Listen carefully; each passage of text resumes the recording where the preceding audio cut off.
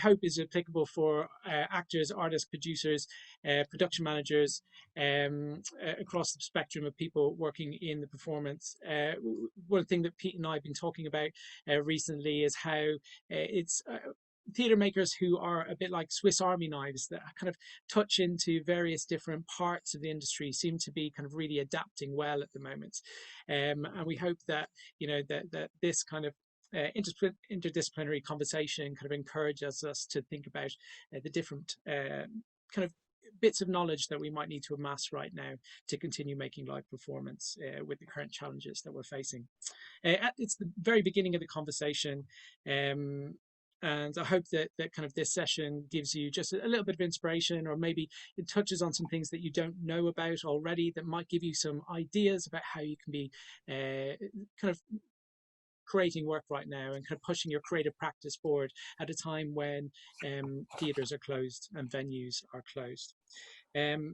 So the partnership between BASPA and Neverthere this is the first project that we've done. We did a couple of sessions last year, but this is going to continue on now into the new year. We've got a really kind of exciting plan to provide a space not only for kind of industry professionals, but artists in training and emerging artists to have a space for dialogue around kind of what the future of kind of making work looks like at the moment. After Christmas, we're going to be looking at bringing in external kind of companies that are making work right now, which hopefully be give you a sense of how artists are innovating, hopefully getting those guys to come in, do kind of performances, but also talk about the creative practice and any pivots that they've done in the last couple of months. Also, we'll be looking at doing skills sessions. So at the end of this session, we're going to be sending out a form, which will be about kind of talking to you guys and getting a little bit of a sense of where the gaps in knowledge exist right now. And if there are sessions that you'd be really excited to see run after Christmas and in the new year that you think would really benefit you and your creative practice moving forward. So that's a little bit about the kind of program and a little bit kind of what we hope it's going to be, and we hope that you'll stick with us. Please do fill in that form at the end of the session, and if you want to get in touch about the program at all, you can either get in touch with Kerry Irvine or myself. Kerry is k.irvine@bathspa.ac.uk, and my email address is just barra@neverthere.xyz. So my name is Barra. I'm a theatre maker. I run a theatre company called LAS Theatre that traditionally has made kind of large-scale outdoor work or work in kind of unusual places. I also have a company called the Enlightenment Cafe, which collaborates with academic institutions, particularly scientists, and it's really about kind of putting storytelling at the heart of research. And then Neverthere emerged in the last couple of months in response to COVID-19, but also in response to the climate crisis, and looking at how we can be creating work that is more responsive to those two crises. Today as well, we've got the awesome Pete Gunson here. I'll let Pete introduce himself. He's absolutely brilliant. Thanks, Barra, for bigging me up too much. So hi, I'm Pete Gunson. I'm one of the directors of Piff Paff. I'll talk a bit more about our work later, but we're a small scale company, so sort of 1, 2, 3 hand shows that we tour outdoors and for sort of family audiences, I guess the word. Back to you, Barra. Talk a little bit about shedonism. Are you allowed to talk about that? Yeah. So I'm also part of a team. I don't know what my role is. Sort of MC, I guess, of a gathering called Shedonism at 101 Outdoor Arts, which is in Newbury, which is a hangar on an old nuclear base. I think it's funded by money they have to pay to say sorry for turning into a nuclear base. It isn't anymore.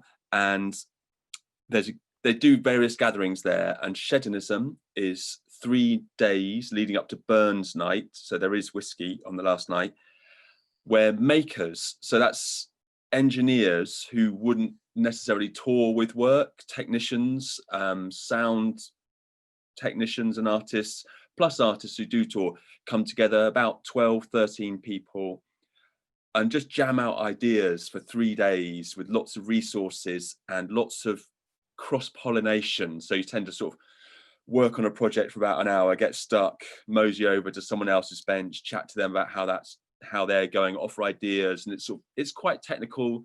And we tend to make quite a lot of vehicles, electric vehicles, and race them around. And this year, I'm not sure what's happening this year, but the aim is to make a sort of a live and global shedonism, so that people can clock in. And every year there's at least two subsidized emerging artist places. So if you are a maker, you want to get involved in making for outdoor arts, look out for shedonism. It's also, because of the nature of where it is and who runs it, it's quite linked to the contemporary music scene in the form of outdoor sort of sculptural music stuff. There's a whole scene around that. Johnny Easterby and Ray Lee and musicians like that who make sort of sound sculptures, and they have been coming for a while as well. It runs every year, and it's really interesting. So I'm going to kind of start off talking a bit about the kind of platforms that I'm really excited about, and then we're going to hand it over to Pete, who will be covering what kind of are you covering in a nutshell, Pete? Or can it be expressed in a nutshell? Yeah, well, there's 4 areas that we've been looking at PIFPAF over the summer. There's embedded technology, Arduinos, that world, game engines and platforms to do sort of live and virtual crossover, and persistent outdoor work, so actual outdoor work that can actually happen now, and a little bit about broadcast, narrowcast, and stuff like this, and how that can be more interesting than the television. Perfect. So if you have any questions as we kind of go through the session today, then you can pop them in the chat. Pete's going to keep an eye on the chat during my little bit, and then I'll keep an eye on the chat during Pete's bit. And if something comes up that we think needs kind of addressing straight away, then I'll flag Pete down and ask him your question, if that's okay. At the end of the session, there'll also be a chance to kind of chat a bit and to ask us any questions that you have. So do hang around at the end. So one of the things that for me that's come up over the last little while when it comes to kind of what is theatre is the kind of idea of the empty space, and Peter Brook, and the idea that kind of in its simplest form, theatre is about somebody causing action to take place within a space and it being observed by somebody else. And you know, as we've lost our traditional empty spaces, if we will, that it makes us kind of redefine what we consider to be the spaces that theatre can take place. And can theatre take place in? It obviously can take place in the Olivier and spaces that are built for it. But can theatre take place in Google Docs, for instance? Can it take place on WhatsApp? Can it take place in virtual spaces like Mozilla Hubs? Or, you know, on the streets is an incredible way to kind of continue to make work at the moment. So just kind of thinking about kind of, you know, there's a lot of talk about how pivoting towards creating digital work or including digital work within your practice is incredibly expensive or is prohibitive to people. You know, you have to invest in lots of software or hardware. So some of the things that we're focusing on today are things that are free or open source, or things that you can access for quite cheaply. That we could focus on this kind of other bits and pieces, but I think that this is the most exciting place to focus currently when you're starting to dip your toe into creating work in this way or of this kind. So I guess I wanted to start with a piece that I went to or attended that was part of Amaze in Berlin. It was a co-commission between Amaze and Now Play This, which is a games festival that takes place annually at Somerset House. And the project was called Eco Chambers. And in Eco Chambers, you essentially, it was your first day as a demigod building a better, healthier world, and you were given the task of reordering the chaos and creating a new earth alongside your pantheon. Um, and will you succeed or create destruction? So there was two tiers to the game. You were either a demigod and the places for direct participants were limited, or you could be a believer or an inhabitant of the world that you were creating, and you could send your wishes and prayers to the demigods as they were creating this new world, and influence the way that they were doing things. So yeah, I mean, when you think about that kind of experience, what kind of platform or what kind of space do you imagine that taking place? It was an experience that took place on Google Docs.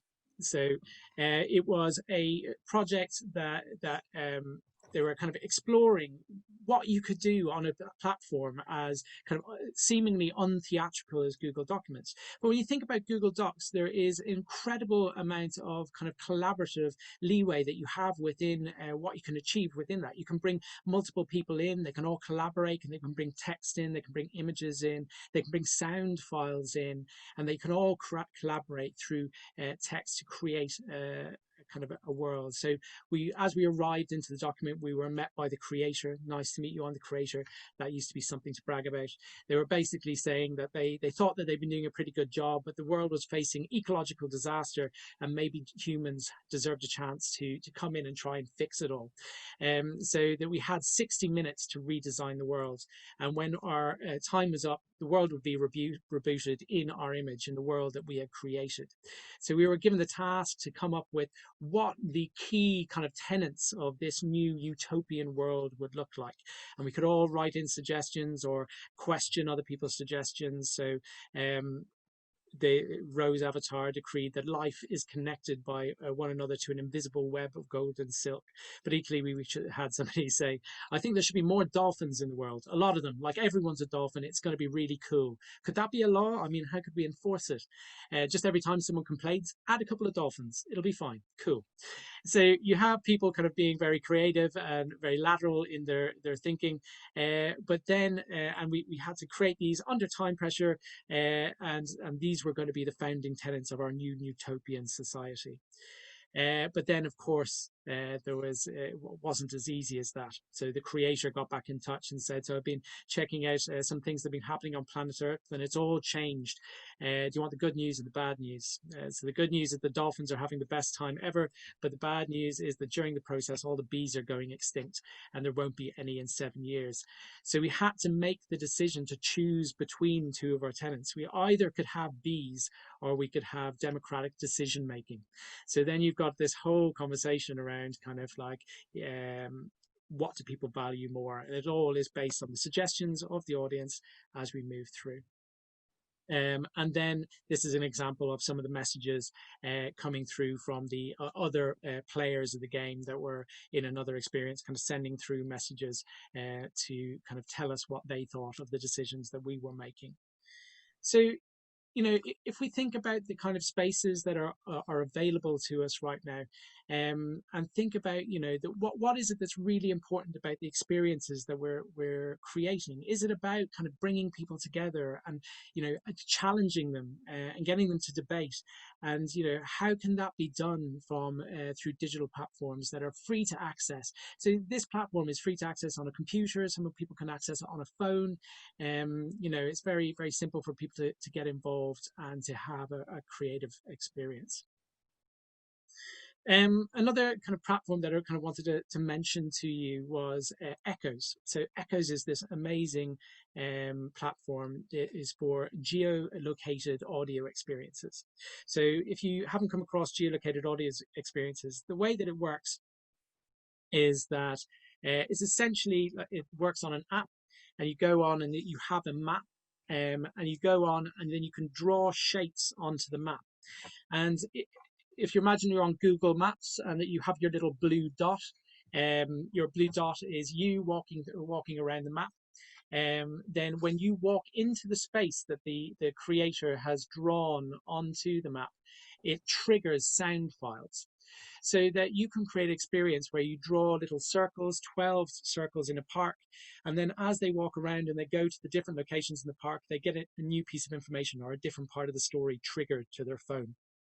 So it's a really powerful way to embed storytelling into the landscape, and doing it in a way that allows people to go out as households, and to experience it across. So you could have it available over the whole kind of stretch of a week. People could go at their own leisure. They wouldn't have to congregate together. They could go in their households, and it's a really kind of exciting way. And we could have the conversation about whether, with the Google Docs example, there's a very kind of clear example that it is interactive and it is live and it is an experience and it is theatrical in nature. When you're looking at this, we're kind of going, right, is this live? Is it? And I think that if you consider the fact that the experience is happening live for the audience member, depending on where they go, depending on what order they choose to move to the different locations in the experience, changes the experience and how they experience it. So I think that there is an argument there that this can be experienced as a live performance.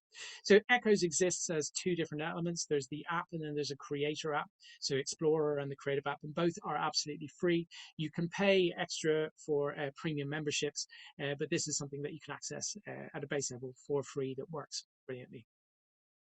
Currently, it's something that I'm playing with it is recreating the game 221B Baker Street with it. So what I did is I took all of the locations on the game boards, took all of the clues that you might get in a single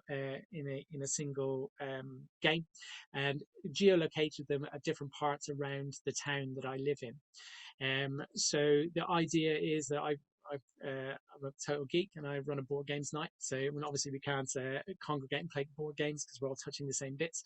But so we've got a pre-made group of around 30 people that are going to go out and experience this. And it's all a bit of an R&D and a bit of a trying it out and seeing how it works.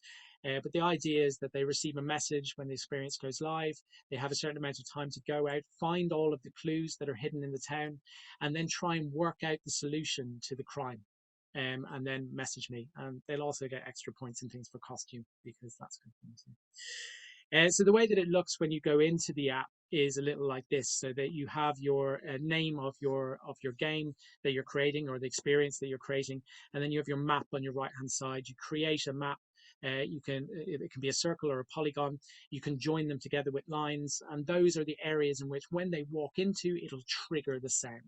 So that sound can be music, it can be audio, it can be a narrative. So it could be, you could take a play and you could have one scene that takes place in the hospital or one scene that takes place at the courthouse, and you have this whole story that takes place over a town. So this is the place that we're going to be doing it, up in Hilly Fields near where I am. But another experience that was created with this was the Royal Parks, who did an amazing collaboration with the Royal Academy of Music. And what they did was they wrote a piece of music for each individual species of tree in Regent's Park. And they wrote the pieces of music in the same key, so that when the people would walk around the park, there would be moments when they were surrounded by 3 or 4 trees, and as they walked closer to one, that piece of music would get louder, but you could still hear the bits of music from the other trees feeding in. So it created this really beautiful soundscape that was absolutely live and responded to how the audience member moved in the space. So yeah, it was saying each piece of music was composed and assigned to a specific tree type, serving as a portal to a poetic parallel universe and giving audiences a way to really see the trees and experience a different relationship with each of them. Picture of a man with a tree, which was probably what it looked like to people who weren't experiencing it, which is people walking around looking at trees, which is no bad thing. That's actually one thing that's really quite interesting about creating work in outdoor spaces is watching people watching audiences experience art is quite a wonderful thing. Another thing that I kind of wanted to mention or talk to you about is Mozilla Hubs. Mozilla Hubs is an amazing social VR platform, really, but it is a very powerful tool in terms of being able to go on and with a little bit of learning be able to create your own immersive experiences or social spaces for people to gather and come together. So it's absolutely free. It works on mobile phones, it works on Macs, it works on PCs. If you're looking at other platforms like Altspace, that only works on PCs. It only works on Microsoft machines. So it works across lots of platforms. It's very accessible in terms of your processing power as well. Yeah, and it's really good fun. People have been creating some really amazing stuff in it. They've been recreating theaters and then live streaming onto the theater stages. They've even had like box offices where you can go and collect tickets, or you can go get an ice cream, and then you can go through and you have a specific seat that you sit in, and you can interact with the people around you and talk to them, and then you can watch the show together and react and respond to that. But this is an example of an art exhibition that was created in Google or in Mozilla Hubs.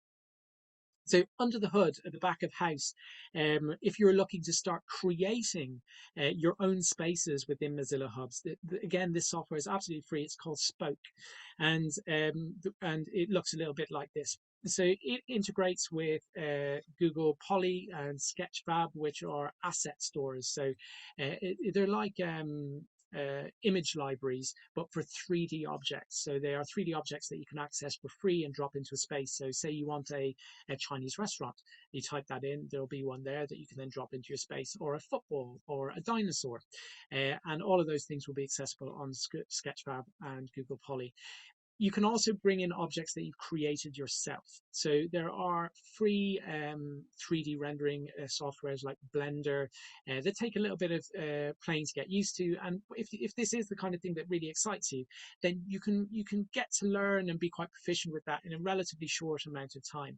But if you're starting off with creating this kind of work, then I'd suggest kind of using the asset stores and using pre-existing items in the first instance, or working with somebody who has experience of creating different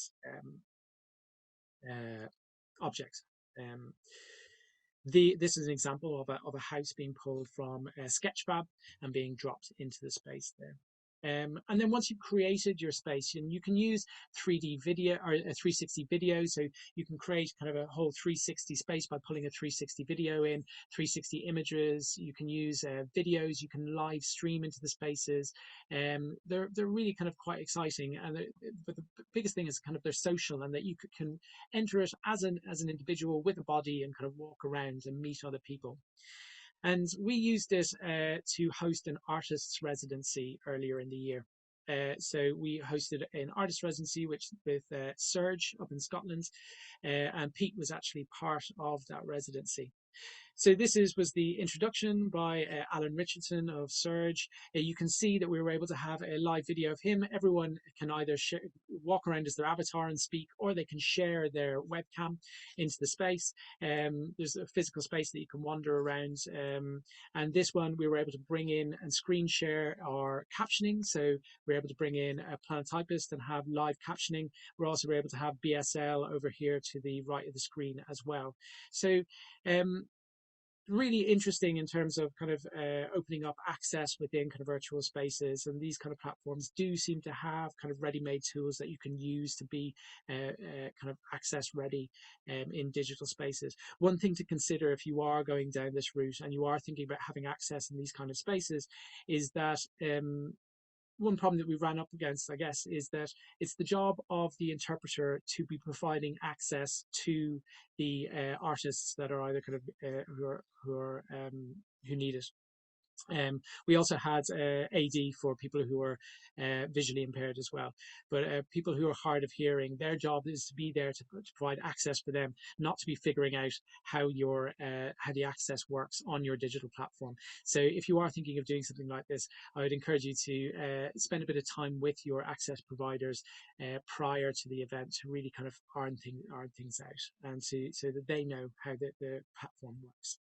This was one of our studio spaces, Nathan Jackson and Nick Clark creating a piece of work. And this was Pete's studio with some of his work up on the wall and him presenting a piece that called Babel Vein, which is he might talk about it. Will you talk about it a bit later? Yeah. Pete will talk to you about Babel Vein later on. So that's Mozilla Hubs. We can talk about that a bit later if you want to.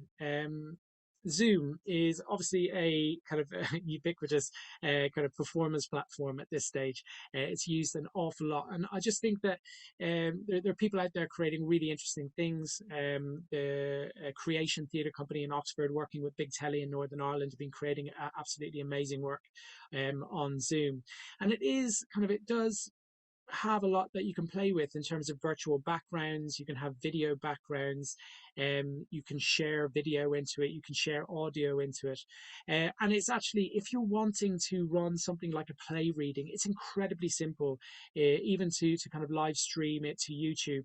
If you think about it as just kind of switching on and off your video is the equivalent of walking on and off stage, then it becomes very, very easy to run an event on Zoom, and to be able to connect with an audience for a play reading or a rehearsed reading. If you want to kind of do kind of trickier bits with kind of live backgrounds and things like that, then it's good to kind of get yourself a Zoom wizard or somebody who can spend a bit of time with the settings on Zoom and just figure out how it all works. Some more images from The Tempest. Obviously, there are things that Zoom does as well, like this, where you can have multiple videos and you can use it really creatively to do fun stuff. So this was part of it where they were all being thrown around. One of the really exciting things about Zoom is also the gallery view. So it's that kind of thing that you can connect with audiences in a co-creative way. So by using gallery view, you can do really fun things like set your audience challenges where they have to go and they have to do things, or you can do tasks together, whether it's kind of dancing to a song. But there's this sense of human connection of all these people coming together, and we're all seeing one another, and we're all doing something or playing a game together, and that can be a really exciting thing about that.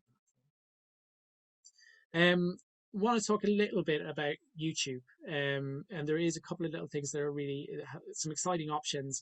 It goes back again, Zoom is quite obviously live. Mozilla Hubs, it can be live as well, but when you're talking about YouTube, you kind of think about work that is quite passive to experience. It's like, oh, they filmed it. They've usually filmed it. If they're working in our sector, they've usually filmed a piece of performance that wasn't made for film, which is never as fulfilling as the real thing. But one of the things with YouTube that is exciting that I'd encourage you to look at is choose your own adventure style experiences. So what you can do is they've taken away, they used to be able to annotate screens and add links in that you could click on.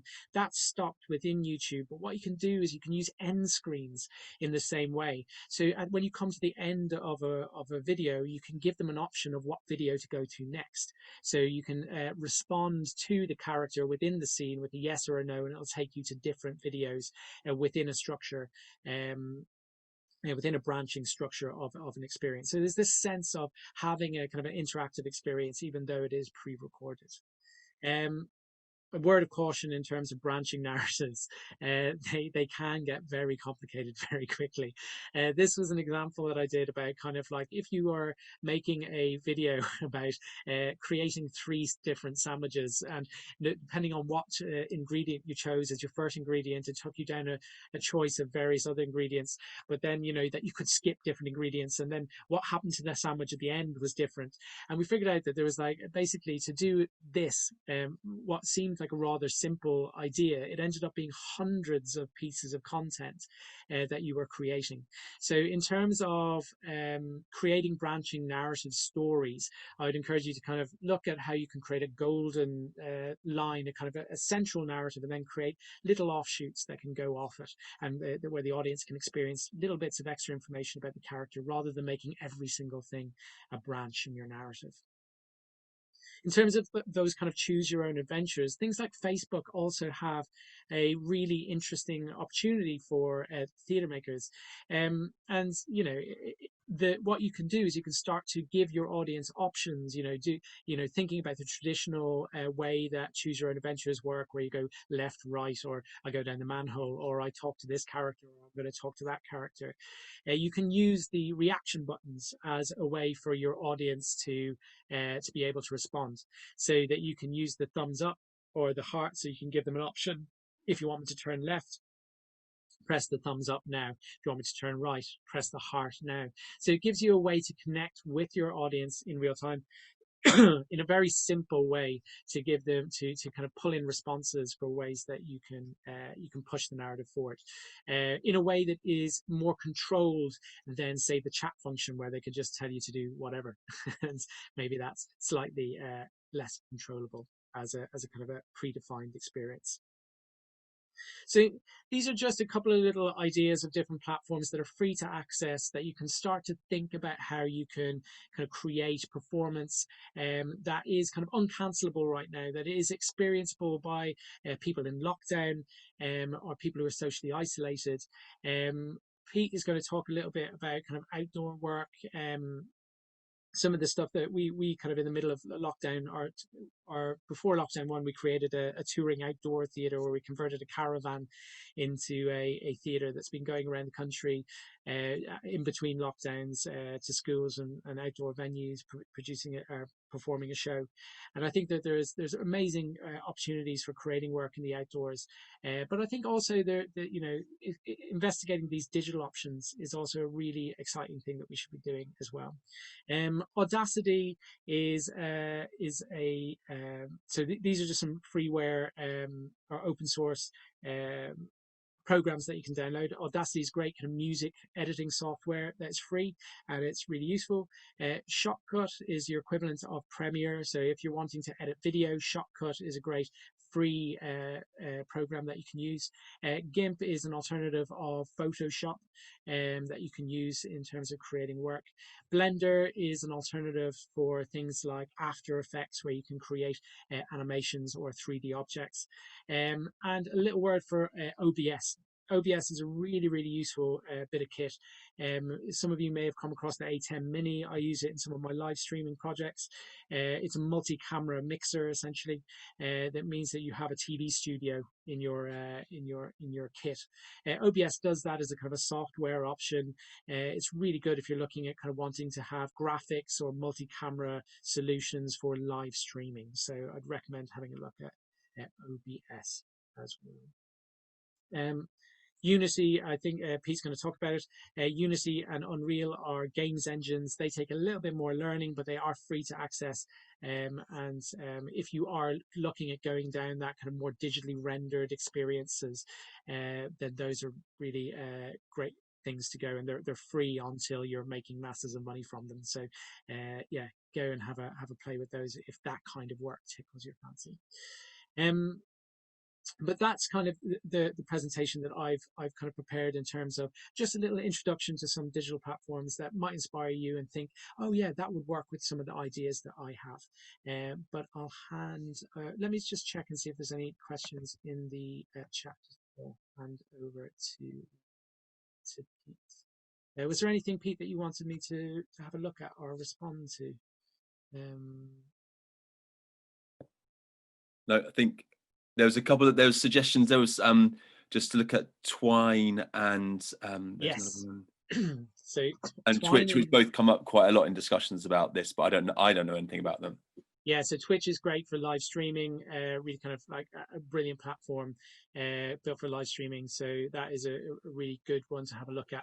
The Twine is essentially it's a branching, it's a HTML based branching storytelling kind of system essentially. So what it does is it creates pages where you can have bits of narrative. And then you can click at the bottom what the character decides to do, and it'll take you to a new web page with the next bit of the story. So if you're kind of savvy within kind of creating your own websites, then you can do that quite simply with kind of a bit of HTML knowledge. But it is really user friendly in terms of how you can pull together the branching narrative in a visual kind of style. So yeah, Twine is a really good something to explore as well. I don't know what Twine's kind of integration of video and things like that is a little bit clunky in my experience, but I don't know if anyone else has had really good experiences of integrating video and things like that into Twine. I'd love to hear about that as well. Yeah, I've found it a bit clunky. I've been able to use some HTML video, and I've tested a bit with YouTube, and it's okay, but it's not fab. It must be said, but it's really good for those sort of structures and if else kind of structures, and you can gather things in your knapsack or whatever you need to do, which is nice. Yeah. Oh, does it have a function to actually kind of gather things and take Yeah. things?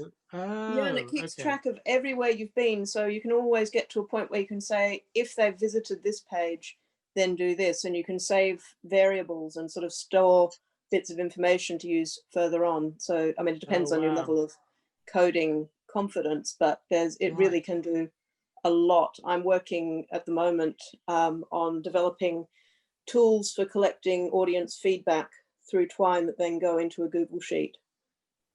That's brilliant. That's great. I hadn't really, yeah, I kind of, in my experience of trying, I've often kind of gone, oh, well, surely you could create, if you had a bit of kind of coding experience, you could create a series of web pages that could possibly create something that's a little bit more kind of beautiful. But it sounds as Mm. though the kind of actual back of house of it does a lot more creative things than I was giving it credit for. I'll hand over to Pete now and he'll take you through his, and then we can come back for a bit more of a chat at the end. But thank you very much for your question. Cool. Okay. Hello, everybody. I'm Pete Gunson from Piff Paff.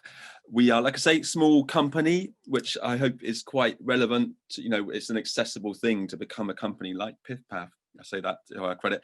But we've been around about 15 years. Our work is very visual. I trained as an engineer. I'm a partner trained in fine art and circus and finally theatre.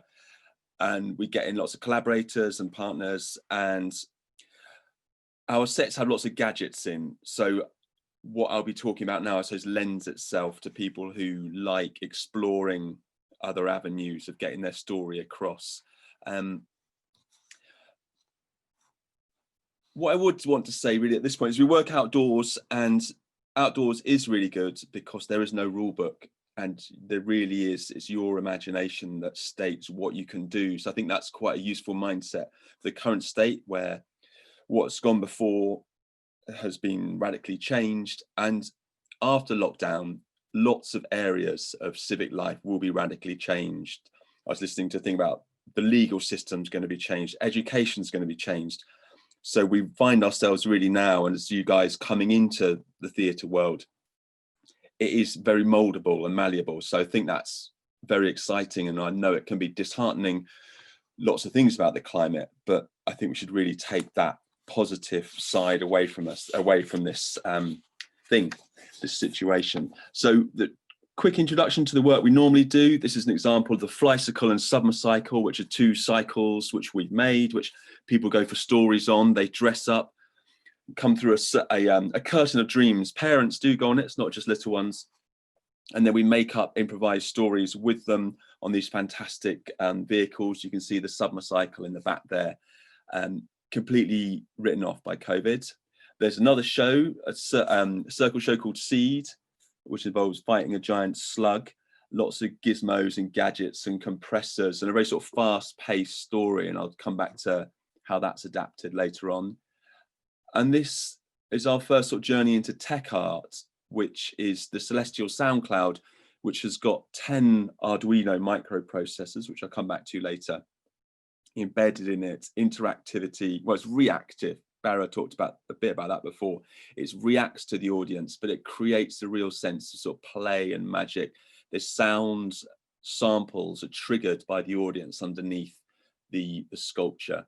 In theory, this is COVID safe, but I suppose the big thing about how we move forward in the COVID reality is your work can be COVID safe, but very arbitrary decisions can be made by councillors and anyone up the pecking order to cancel things, which is why I'm going to talk a bit later about multi-platform work, which I know is a lot more work, but I think is quite exciting and can make the show go on really, which is kind of what we're all about.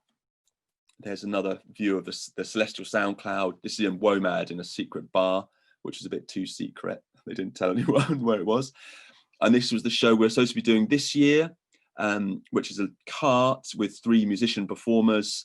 And it's all about holding hands and sharing food and singing with strangers. So you can imagine how that's gone down.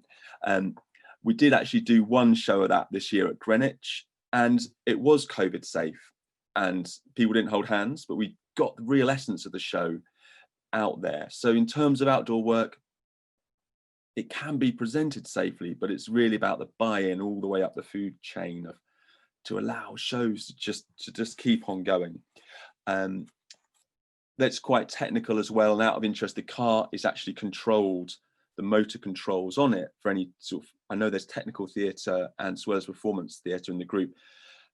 An Arduino is used to control the motors. So again, this technology can really do a lot for you as performers. Just put a yellow screen on. Our lockdown started very different to a lot of other people's, because the last time I went to theatre was actually 3 days before the first lockdown one, when myself and my partner got a performance of an operation called the caesarean section, when a crew of 7, a cast of 7, performed a fantastic performance for us of delivering our new baby girl and making us feel very special, making us feel like they hadn't delivered 3 babies that day or 4, or they hadn't delivered 30 babies that month or 300 that year. They made us feel very special.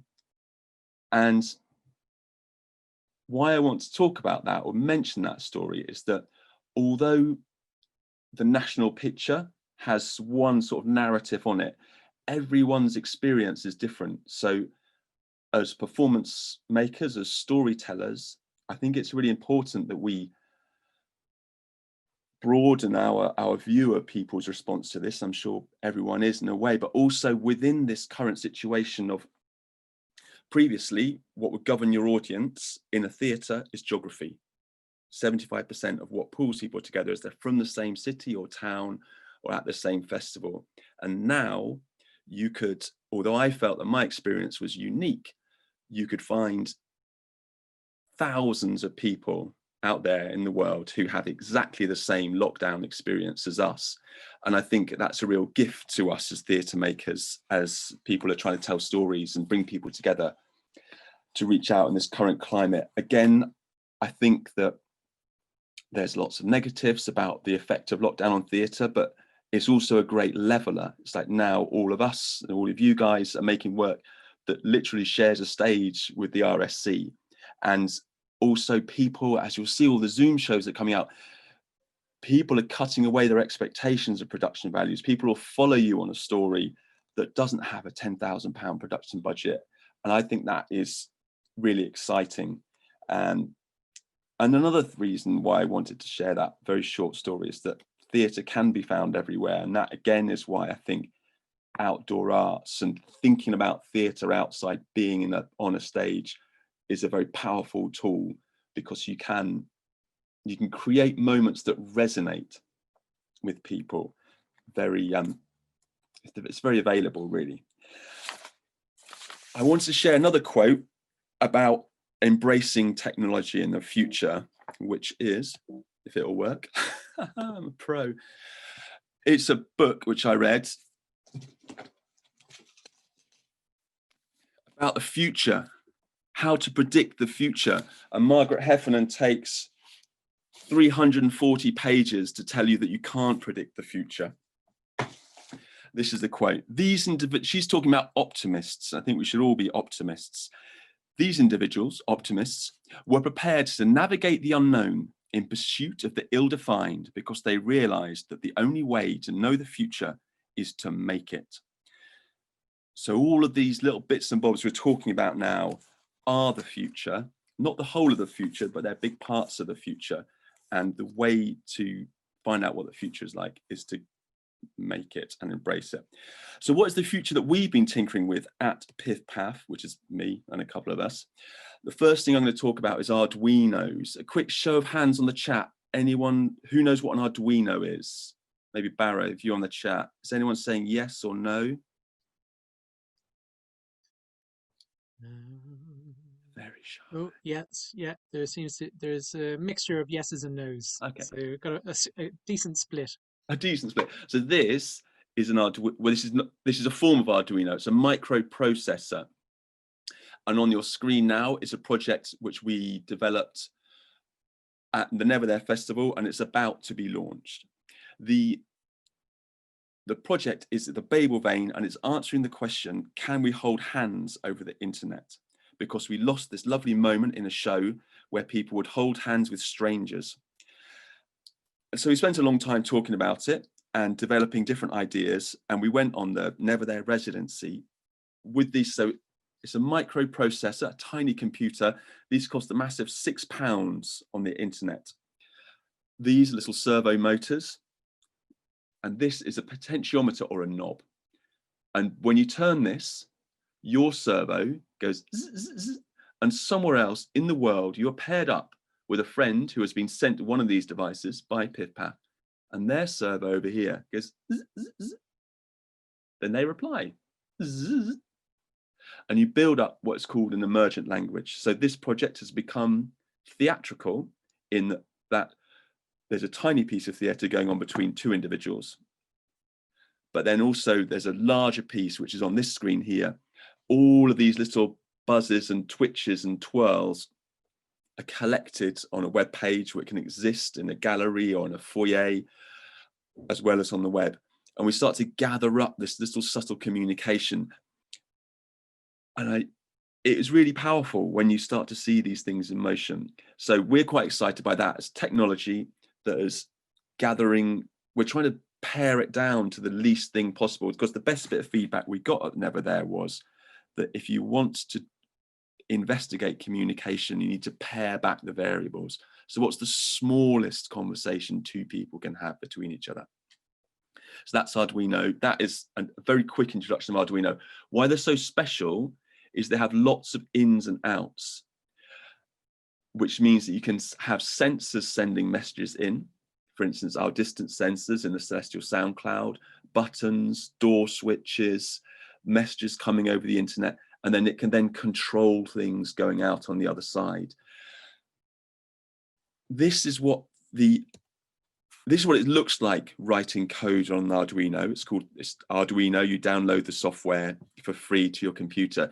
It's one of those things which, if you don't think you're going to end up making a whole project on Arduino, but you're interested in using it, it's really worth investigating. There's investigating how to use it. There's lots of examples down somewhere. I can't point to it. Somewhere on the screen.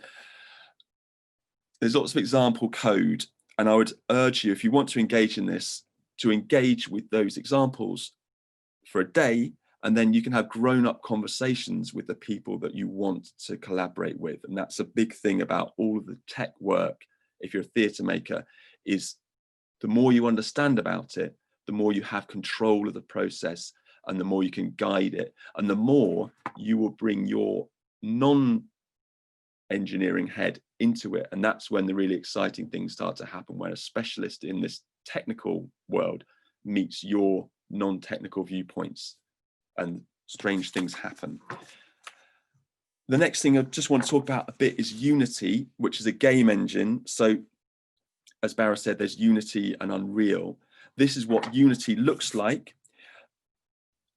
It's where many of the big games are made in two of these engines, but it's not only gaming. There's post-traumatic stress disorder, combat PTSD therapy is built in here.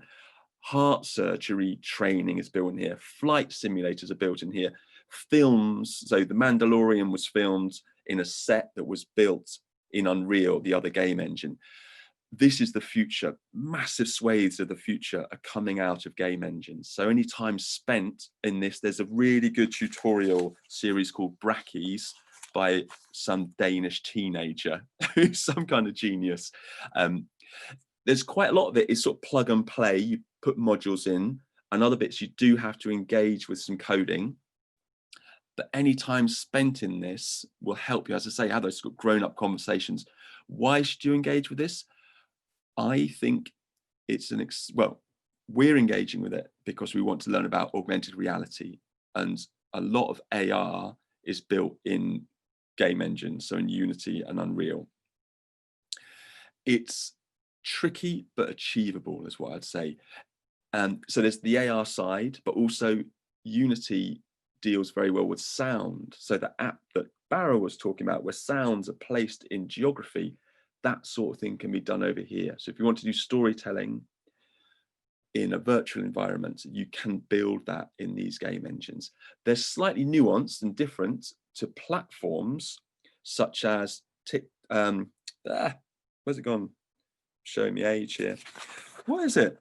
Minecraft and Fortnite. So people are doing massive concerts and getting married in Minecraft and Fortnite. So again, that's a performance venue. I don't know if people are putting on shows in those platforms, but there's a whole area there. Augmented reality is going to be massive, and it's going to be all the way through our lives in the next 10 years. So a little bit of engagement with it now, I think, is quite exciting. Why is this not game development? Isn't this just games? Why is this theatre? Again, I think it's where you mix the live with the digital.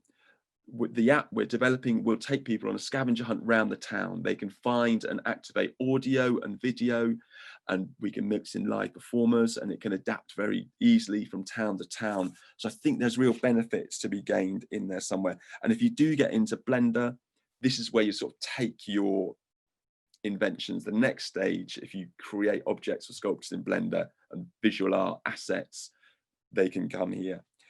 The broadcast, very quickly, we have experimented with it, and my thoughts on it are, so we took Seed, we were commissioned to do a live broadcast of Seed. We created some really nice 1-minute trailers, and if you're making work, it can feel like a real pain to make these 1-minute trailers, but it allows you to explore your world really quickly, little phone videos. It allows you to explore your characters, and then you've got these assets which they're good for you to market your work, but also they're really good for the people who the theatres or the venues, the festivals, to market your work to their audience. So it's really good to engage, I think, with making little films about your work, even if it doesn't become the work itself. We did this live show. We used, in our one experience, this is Facebook Live. It's not live. There's a 20-second delay between you taking a video, it going to the audience, and then any comments coming back. That was really tricky. And we had to have quite a setup with a camera person, a sort of an MC to manage the chat. I was performing, and a runner to handle stuff, to handle things that might go wrong, like a bin lorry reversing into our set, which it nearly did. But I'd really encourage OBS. Seems really good. We use that. We got a friend in who films folk nights, but OBS seems really accessible. And there's another package called Wires, which plumbs some gaps, which I think if you get into this, there's some gaps which Wires fits really. There's another blank slide. Theatre technology starts to run into the interactive architecture world, and there's an outfit called Umbrellium and an architect called Usman Haq who fronts Umbrellium, and it's pretty out there, the work they do. They have this in Bradford, up north near us. They've made the biggest civic sculpture in the world. Apparently it's like 5 acres of interactive urban systems. Now that is hardcore engineering and it's hardcore civic design, but they're creating theatre. So I think it's very interesting. Just a little reference. A few years ago, there's a show called Page Blanche, or The Blank Page, by Luca Moros. I don't know if anyone saw it. They had a big scaffold with 9 performers, really good, sort of physical, lots of, they were singing, dancing, sort of Polish theatre, Grotowski's sort of a Song of the Goat style, but they were also painting these massive screens. So each of them had like a 6-foot or 7-foot by 7-foot square, and they were painting and they were squeegeeing, and then they'd tear the plastic off and throw it down. But I just thought that was something interesting to look at in terms of Zoom, the gallery view, Luca Moros, Page Blanche. I think that's worth looking at. So what are we doing now actually in terms of theatre? Well, we have been commissioned to make a show by Redcar Council, which is going to go up and down people's streets. This is going to grow a bit more. People have been doing it all summer. Matt Pang, Circus Rhumbaba, and Musical Ruth are sort of the poster people of the outdoor arts world. A lot of people have been doing this for free for their local communities. We've got a gig to do it, which is great. So we've made a tricycle. It's a light, but this is it in process because it's got to be finished by next Thursday. We've been getting loads of press already just by rehearsing it on the streets. They're not quite finished yet, but people used to say that good street theatre should be of the street. And I think so it couldn't happen indoors.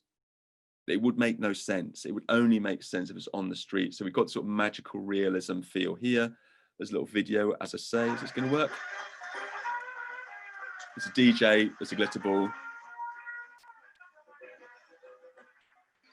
there's more props to come, but essentially this is, we're driving around having a little party. People say, yeah, like I say, great street theatre should be off the street, and I think great digital work couldn't happen anywhere else. It should be of the medium itself. So that's my little thought on that. Again, Arduinos are in use here. Is that going to work? Oh yeah, back again. This little £6 computer, that's a little test scene controlling lights in the back of a rucksack, very accessible for technical theatre people. There's the Arduino in a little box with a power supply. And I think that is, that's what I've got to say. I think that, yeah, there's little bits of learning curve in all of this, but it's really exciting, and it's all coming. And if you can give yourself a few little Swiss Army skills, I think it will really stand you in very good stead. Thank you for listening. Over to Barra. Thank you very much, Pete. That was brilliant. Really nice to see the kind of the what's the project in the bubble disco called? Moths at work. Yeah, it's brilliant. Of course, who loves light? Moths love light. Yeah. So it's like moths shame and electricians. Buffon. It's a Buffon. I wrote it down. It's a Buffon street moth inflatable light bulb festive light switch on intervention.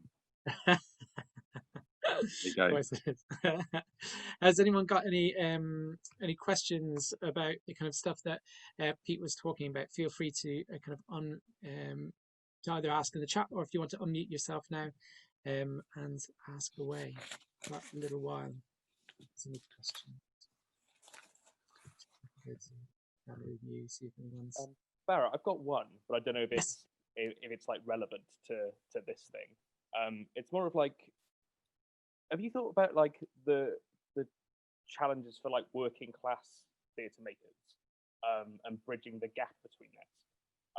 And sort of, because I think that when like with tech and everything like that there's a cost there, whereas before where artists could get together, and I know there's always a cost there anyway, but do you have any thoughts on that? As I don't. I was just scribbling down notes and.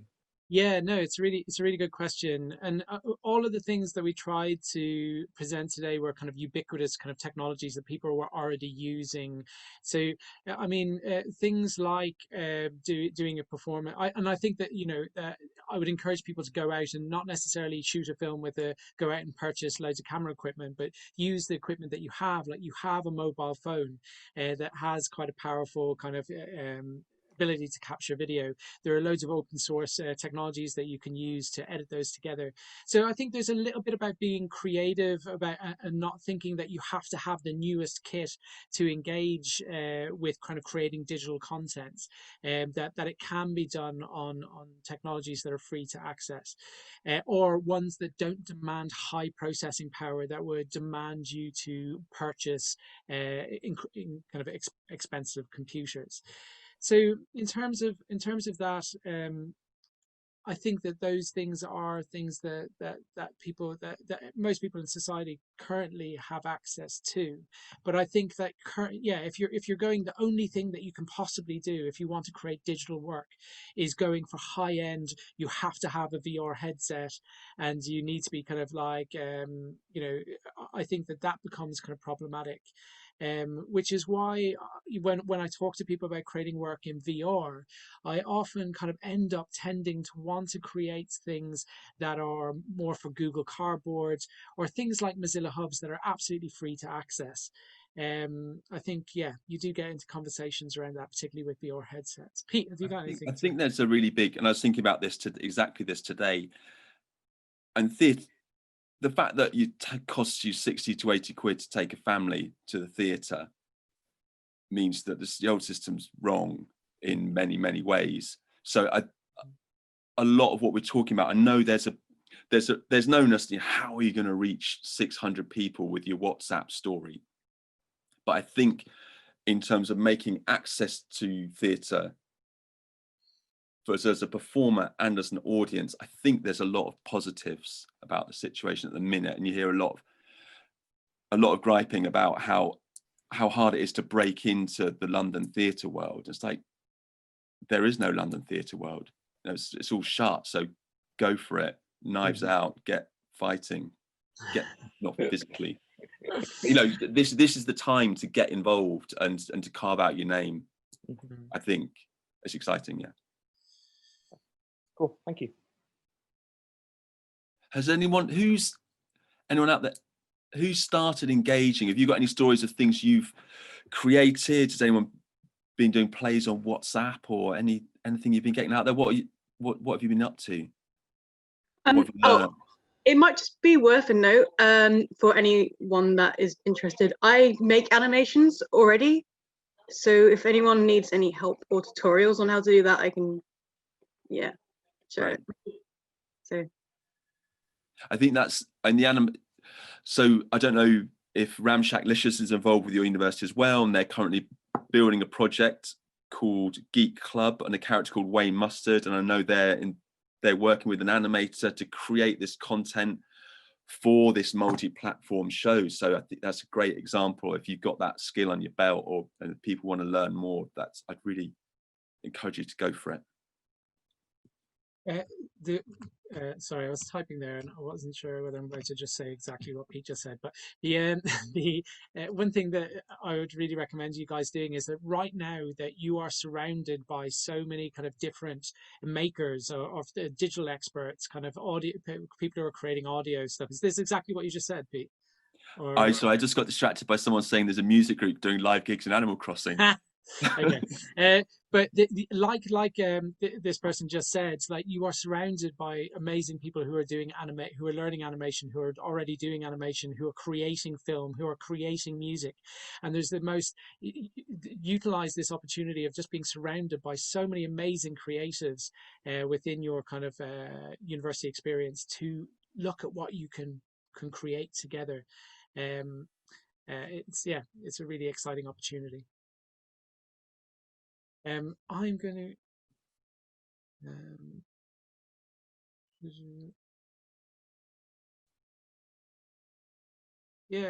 cool, Charlotte. And so Charlotte was just saying she really likes the idea of immersive or outdoor COVID safe theatre.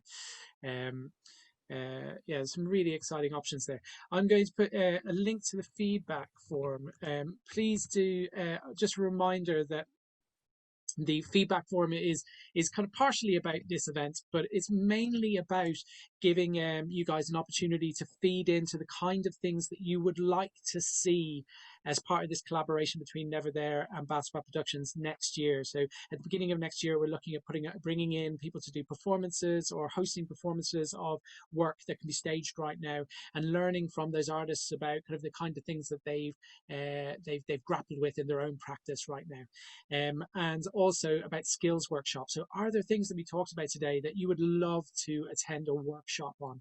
And hopefully that is the kind of thing that we can get somebody in and really kind of get you guys, just give you some of the skills that you need to be making some really exciting work during this time, because there's so many options for making work, and it can feel sometimes as though kind of the theatre industry shut, but there are really exciting opportunities to tell stories. And I think that's one thing that Pete said when we talked, is think about the kind of story that you want to tell, and you will find a way to tell it. Just quickly, probably a quick check to Slung Low, which is an organisation up in Leeds where Barra recently put on one of his shows, who are always sort of pushing at the edge of what's possible. Talking in response to Charlotte about outdoor theatre, running it now. They've got a car park. They've been putting on a lot of shows, I think, between the big lockdowns, but certainly over the summer, socially distanced, sort of spray canned areas, picnic benches, really working out ways to still keep work in front of an audience. So yes, Slung Low is a good, and the Hub in Holbeck in Leeds, if it can be done, they're probably doing it. And Wild Rumpus is another group to check out in the outdoor world, about they're still getting performances going in an outdoor area they've got. Yeah, and the Wild Rumpus are also, they've often got residency opportunities. So if there are ideas that you develop over the kind of coming year as part of your either creative practice or your studies, it's a great place to kind of look at finding some time and space to develop that work within a professional context as well. There are, sorry, I'm going to keep this going forever now. There was another company, a really innovative and have been around for years, called Blast Theory. I don't know if anyone's ever heard of them, based in Brighton, but I just looked at their website and checked that they're still alive. And they do residencies as well. They're not funded, but you could use it to leave or something. But they started making shows about pandemics 2 years ago. So they obviously know what they're talking about. But they did very early tech, sort of with PDAs, and with those old little like early mobile phones. They're really cutting edge stuff, worth checking out.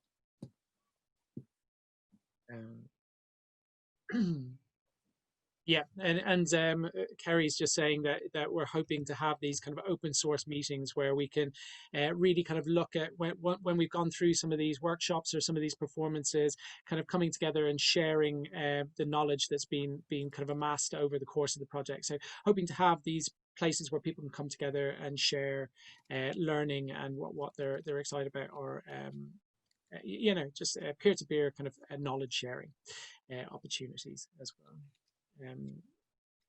But yeah, brilliant. Thank you so much for coming tonight, and sorry we've run over a little bit. Please do have a look at the feedback form. It's really all about kind of allowing people to have a voice within the kind of things that we're looking to program next year. So please do have a look at that and send us your thoughts. If you want to get in touch about the program, do send Kerry or myself an email. Kerry's email is, I think it's in the chat, but it's k.irvine@bathspa.ac.uk, and mine is just barra@neverthere.xyz. I wrote it incorrectly in the chat earlier. It's not Barra, it's just barra@neverthere.xyz, so you can have a chat with me as well. But yeah, really, really lovely to see you all, and hope you have a wonderful evening. Well, yeah, Bye-bye, and if everyone. there's if get in touch with me at piff-path if you've got any questions about what I've talked about, I will get back. Thank you very much, Pete. Bye, everybody. See you later. Bye bye, everyone.